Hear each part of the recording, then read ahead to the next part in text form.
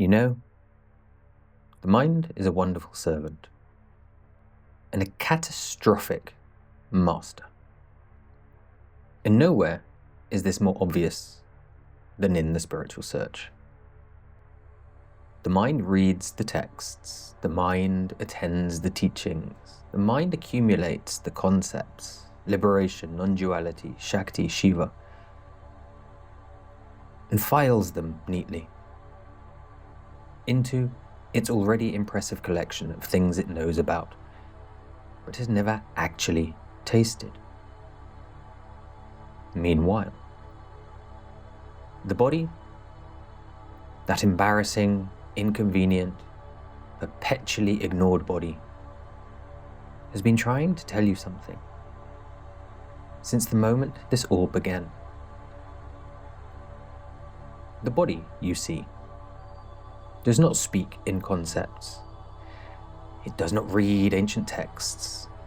It cannot quote the Shiva Sutras.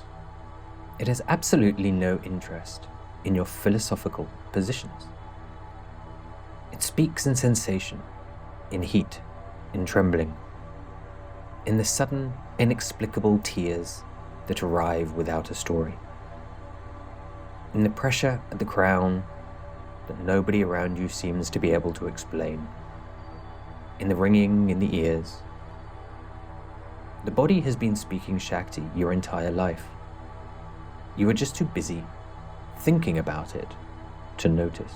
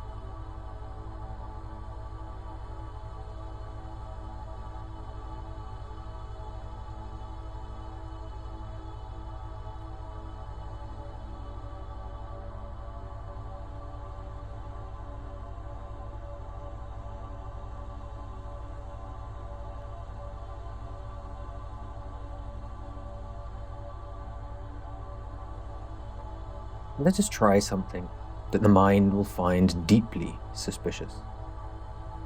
Let us stop thinking and start feeling. Sit comfortably, not rigidly. The body does not awaken through military postures. It awakens through relaxed, open, receptive stillness, like a lake that has stopped being agitated and can finally reflect the sky. Feel the breath, not as a technique, not as a pranayama exercise number 7, just the breath happening. The chest rising, the belly releasing, the body doing what it has always done, breathing the universe in and out, without asking permission from the mind.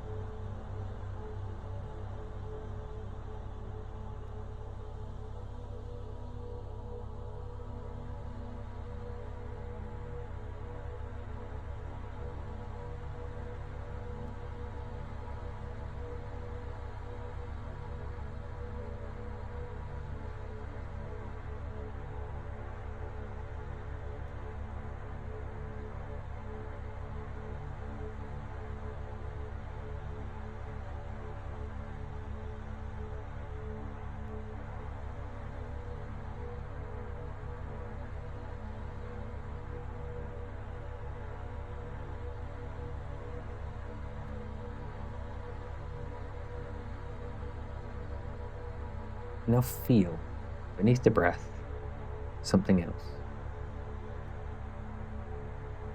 A current, a hum, a quality of aliveness. It is not the breath, but moves with it. That subtle, energetic quality of simply being alive.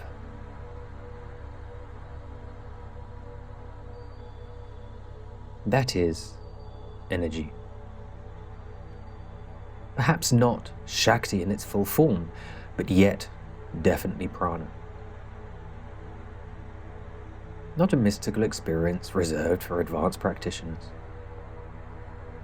The simple, ordinary, ever-present hum of consciousness, animating matter. Your body has been full of it since before you were born.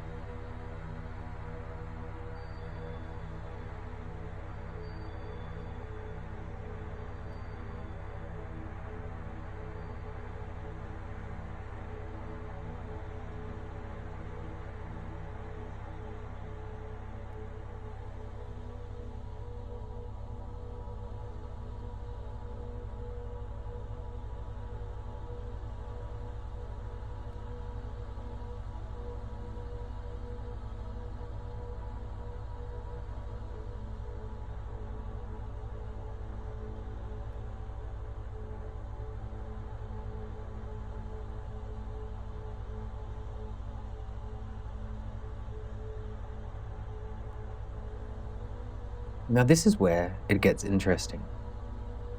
Kashmir Shaivism, that extraordinary flowering of direct recognition from the valleys of northern India, makes a claim so audacious that the mind immediately rejects it.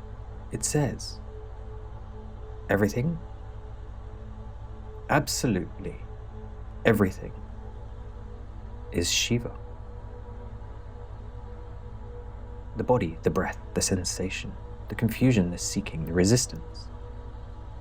To this very teaching, all of it, Shiva, consciousness.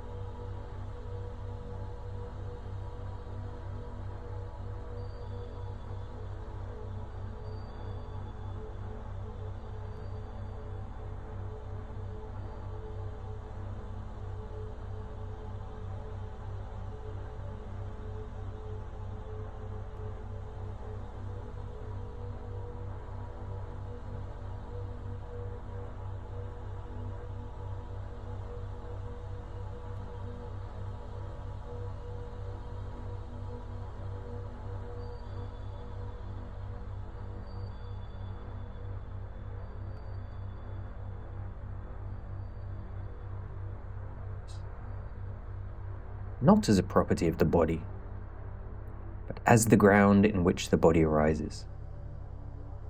Which means when Shakti moves in the body, when we move from prana to Shakti, receiving Shakti through Shaktipat, when the tingling begins, when the heat rises, when the spine feels like something ancient is being switched on, that is not something happening to consciousness. That is consciousness recognizing itself through the instrument it built especially for this purpose. Energy. Shakti.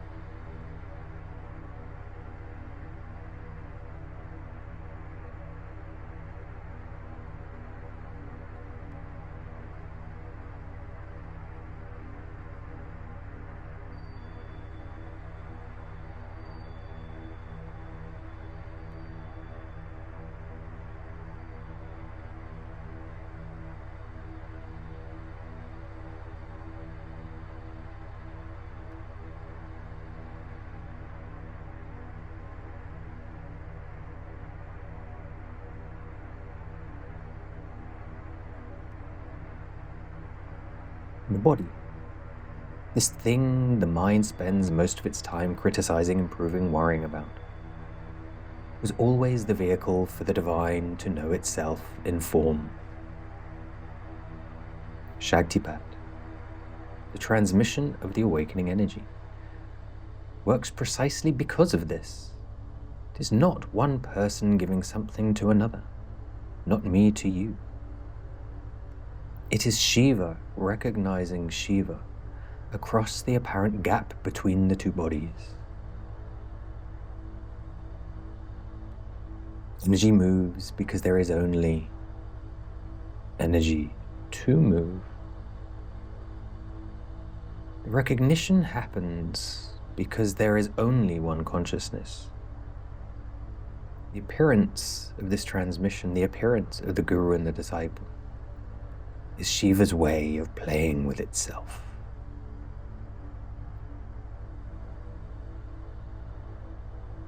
Cosmic game. Consciousness pretending to be lost so it can enjoy the delight of finding itself.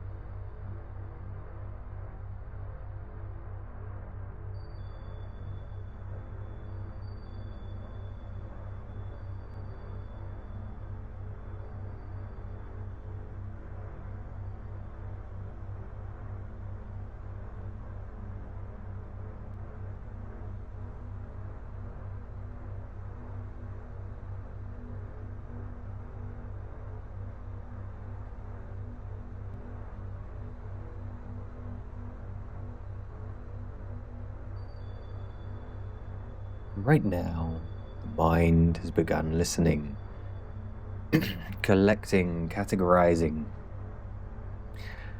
Now let it step aside. Feel the body from the inside. Not the surface, not the skin, but the interior space of the body. The chest cavity, the belly, the throat, the space behind the eyes. Something is alive in there. Not metaphorically, actually alive, pulsing, humming, moving in ways that have nothing to do with anything you decided. An inner dance, that aliveness. Feel if it has a quality of knowing. Not knowing of the mind, not thought, deeper registration. A felt sense of presence, of being here, of this moment, being known from the inside. The body knew this before there was a spiritual book read. The body knew this before the teacher was found. The body knew already in the transmission. It was the mind that needed convincing. Let whatever is moving move. Warmth, let it spread. Tingling, let it travel wherever it goes. Breath deepening on its own, let it. Stillness so complete, it feels like the edge of sleep. But more awake than ordinary waking, let it.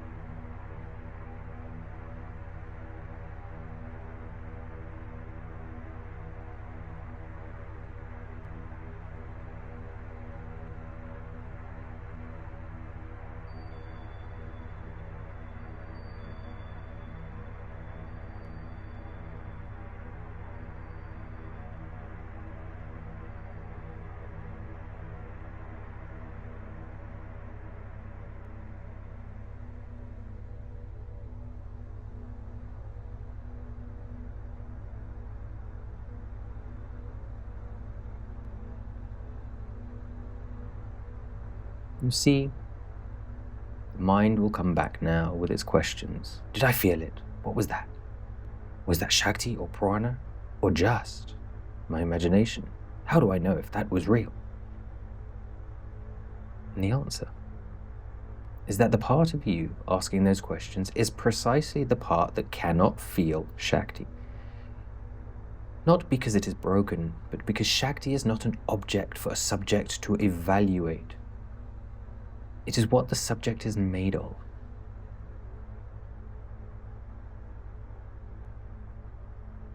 So when the mind returns, and it will, don't argue with it, don't push it away. Tantra doesn't ask for that. Just feel the body again. Drop from the head into the chest, into the belly, into the hum. And notice. The body already knows what the mind is trying to figure out.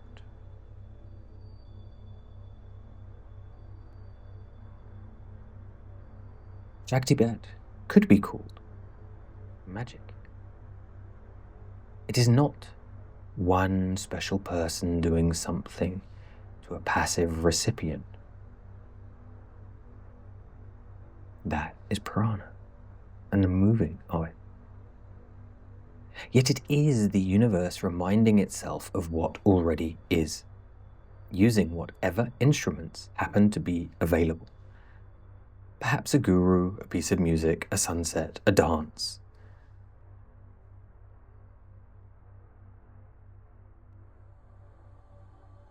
Everything stops listening to, for no reason at all. The body knew. It always, already knew the secret. The only question is whether the mind is finally ready to stop explaining the secret and start living it.